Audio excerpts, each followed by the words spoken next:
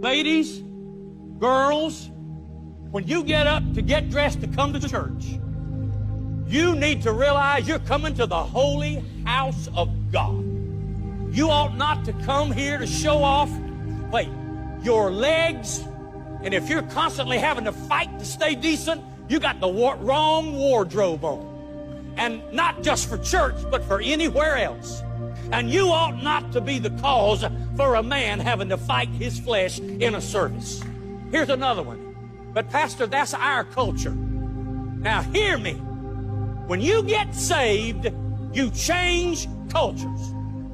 I don't care what you call it. French, Russian, Romanian, I don't care what it is.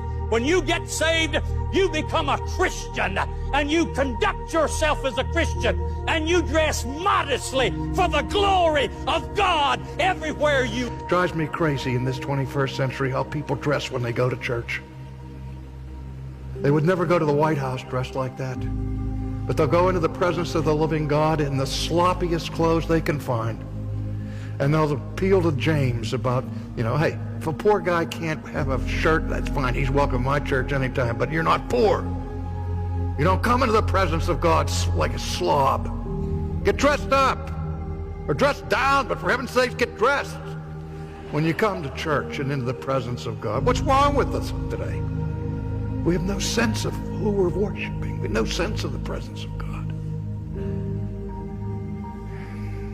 And yet, He's the very one who's clothed us in the garments of the Prince.